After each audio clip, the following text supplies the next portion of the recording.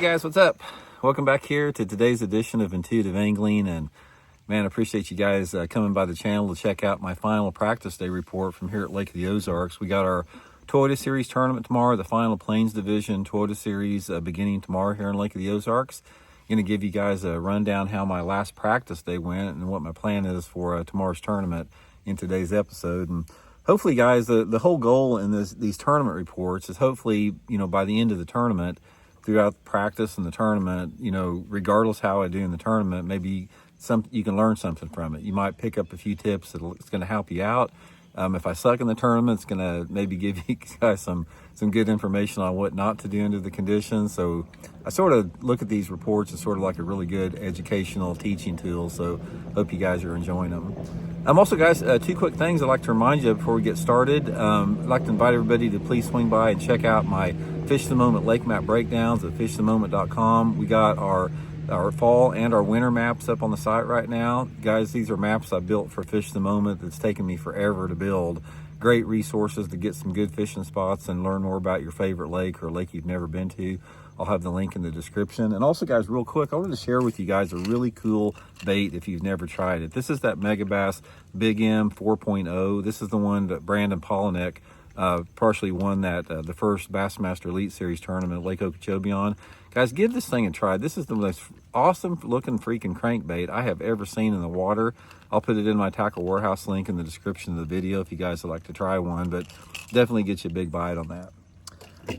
Okay, last day here, we had a perfect fishing day, guys. It was cloudy, little bit misty rain this morning, light winds, perfect fishing conditions, and the fish were pretty active today. I caught or had a lot of bites. I had, lost quite a few fish, caught quite a few fish, but I'll get into a little bit more about what I'm exactly doing here. But let me preface a little bit leading up to this final practice day. The first practice day, if you guys missed the report, I caught about probably 13 pounds of fish, which is a pretty decent bag of fish. It's check range type bag, and had a short day fishing, but it was sort of like one here and one there, sort of scattered a little bit.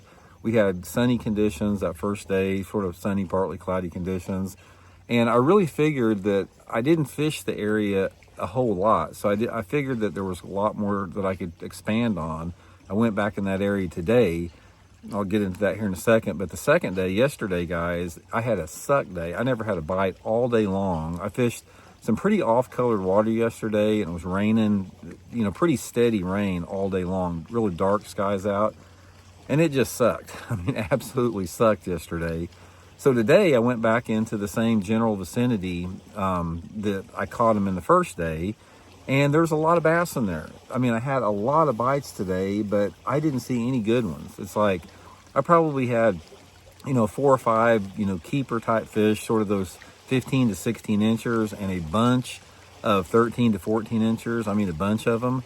And I don't really understand it because the areas that I was catching the small fish in, I was fishing for big fish. It's like I'm using big baits, and I'm fishing the type of cover that traditionally you're going to catch a big one, but for whatever reason, the little ones are in there. Now, I don't know. Since there's so many bass in this area that I'm fishing, maybe it was just the day. Maybe if we get a day tomorrow, that's sunny, those bigger fish will fire up. I had a lot of fish that were either, they struck the bait and missed it, or when I hooked them, there was like one barb in the hook. Caught them all on reaction baits today. Top waters, crankbait, jerk baits, no secret. But they were not, it's really weird because they were just swiping at it. And usually on a day like today, when you got, good fishing conditions, like overcast skies, fairly warm weather, they're really aggressive, but for some reason they weren't today. It's probably a combination of the fishing pressure. There's a lot of boats in the area that I was fishing.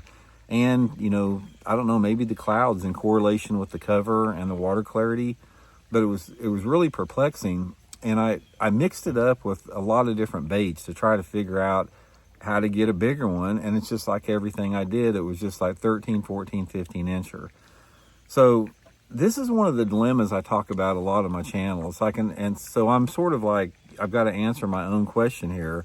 When you get into a situation like this, where there's a lot of bass in an area, and you got them pretty dialed in on how to get a bite, but you're just catching smaller fish, it's like, what do? Do you change techniques? Do you change area?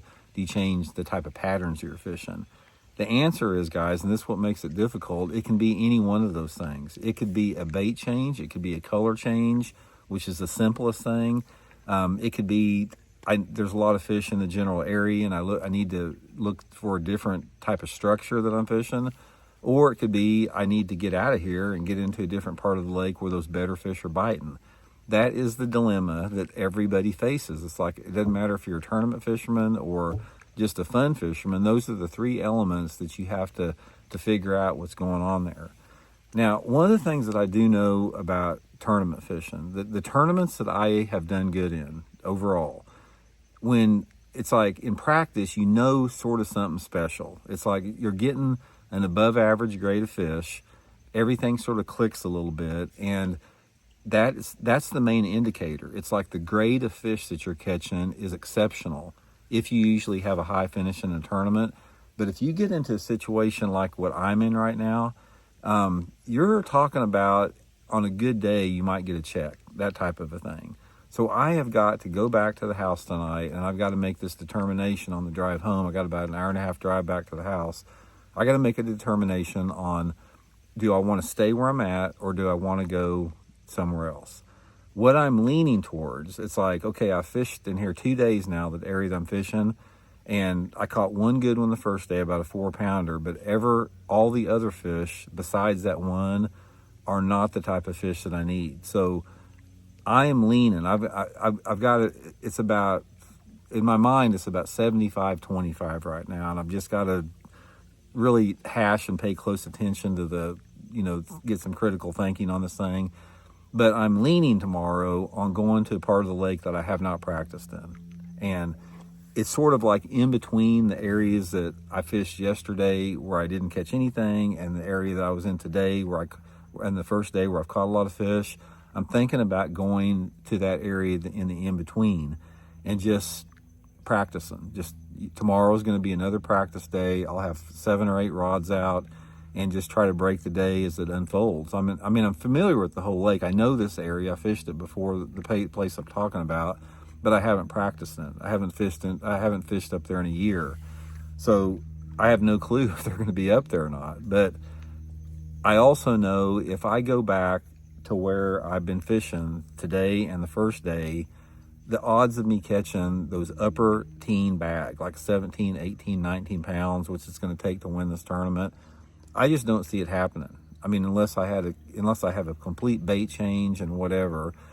But another thing that I found, guys, it's like when you've identified a piece of structure that there's a lot of bass on, a lot of times those big ones just aren't there with them. It's like if there's a lot of non-keeper and barely keeper size fish on there, that's pretty much what's there. Once in a while, there may be a fluke come out and you get a good one or something like that. But if you're doing good in a tournament and you're knocking on the door, winning that tournament or making a top 5 in that tournament, you're getting bit consistently by quality fish. You're consistently getting bit by bass that are 1 pound to 2 pounds bigger than what everybody else is catching. And I simply haven't found that yet. So anyway, guys, that's sort of the plan tomorrow. We'll see, whether it works out. I have no clue if it's going to work or not. I mean, it's just, but I do know one thing about fishing. Let me give you another piece of tournament advice for you tournament anglers out there. You cannot fish in fear. It's like if you fish out of fear, you're never going to do any good as a tournament angler. If I was fishing out of fear, I would go back tomorrow probably to where I'm at right now. I know there's a bunch of fish in here, and I'd say, okay, I know there's a lot of fish in here. I just have to put my head down and figure out how to catch the bigger ones. But when you're doing that, in the back of your mind, you sort of know, Randy, you would have caught some big ones. You would have caught a few more good ones than what you have if you could make it happen in here. So, but a lot of times, don't ever underestimate the fear factor that people just want something to weigh in. A lot of people are embarrassed about going to the scales with nothing or one, and you can't do that, man. You have got to be willing to pull up to that check-in boat and not even not get a bag or have 1 or 2 fish to weigh in. And if you don't do that, if you can take that fear out of your mind and just put yourself in the area where you think you can do really good in the tournament, then you're going to do good in the tournament occasionally. I mean, it's going to happen. But anyway, guys, I'll let you know how it goes tomorrow. And definitely, guys, check this out, man. This Big M 4.0, guys. When you see this sucker in the water, guys, you will absolutely love it, man. I'll put that link in the description to it. And I think you guys would like to check it out. So we'll talk tomorrow, guys. Hope you guys are well.